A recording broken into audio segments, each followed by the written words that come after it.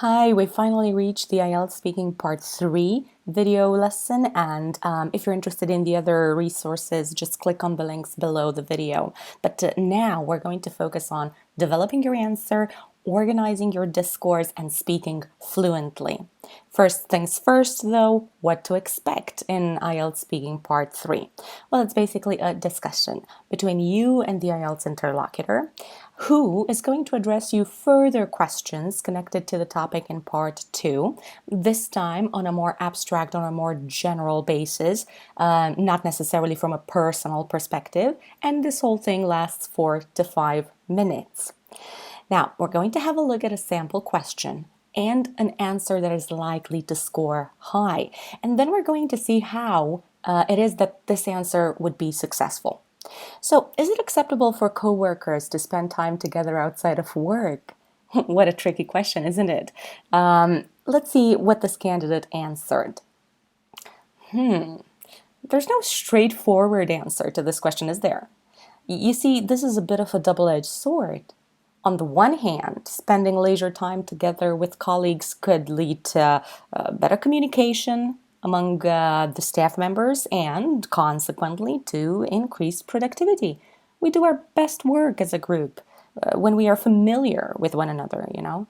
On the other hand, though, hanging out outside of work might fuel unnecessary gossip and trigger dissatisfaction towards a situation, another workmate, or the company itself, maybe.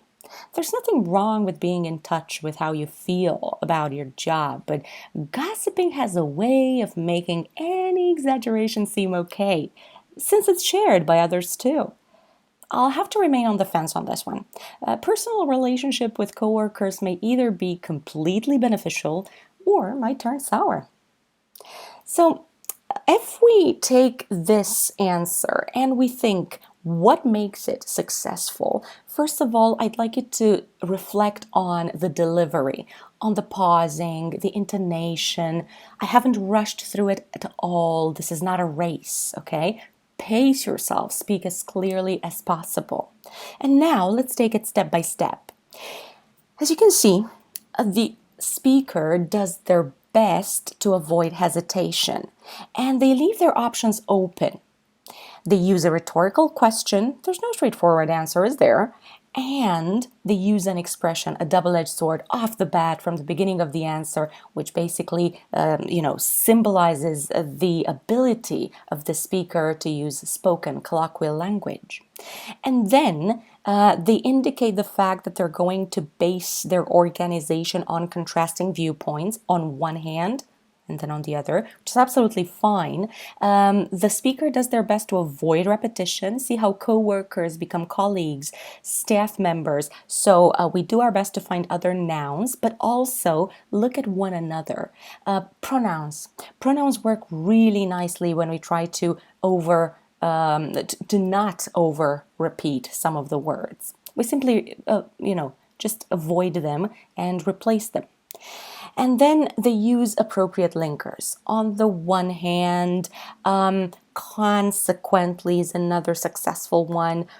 But what I like a lot about this is that it further explains the point of view.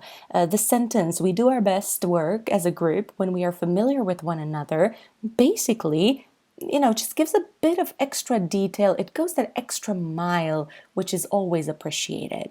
And then in the other part of the answer, the organization based on contrasting viewpoints is effectively maintained. The avoiding of repetition is still solidly done. Spend leisure time turns into hanging out. Co-worker turns into workmate. And again, the lexical flexibility is fantastic here. But also the language use, hanging out, a phrasal verb, being in touch with how you feel and has a way of doing something. These expressions, they are appropriate to spoken discourse. So try to use such markers. We've seen rhetorical questions in the first part of the answer here. Phrasal verbs, expressions, yes, definitely encouraged. And finally, the concluding part of the answer, I like how the speaker restates their position, so it makes it very clear that they're unclear about it, which is absolutely fine. They use pausing and idioms, so expressions on the fence, might turn sour once again, just to show the lexical flexibility they have at hand, and a modal verb. But modal verbs have been used throughout this answer, and I cannot stress enough how important they are when we're giving such, general, abstract responses to questions, and we speculate. Now, let me leave you with a checklist. As you practice your own answers in IELTS, think about this. Did you use your own words? Was there a certain logic throughout your answer? Did you organize your ideas in any way? If not, try your answer again. This is lovely about practicing, isn't it? There's nothing final about it. Was your answer abstract enough? Yeah, okay, a couple of personal examples here and there won't hurt, but it's best to stick to a general perspective of things. Were your ideas relevant to the question? Just as we've seen in the answer in this video tutorial, lovely ideas, very much connected to the topic, very little personal reference. Did you avoid repetition? And did you use spoken language markers like rhetorical questions, phrasal verbs, idioms, and expressions? And last but never the least, did you speak clearly and use intonation effectively? You can listen to my answer again. You can take notes of it, go back to it whenever you feel like you need to. So good luck with your own practice. Drop me any comments and questions, and we'll keep in touch.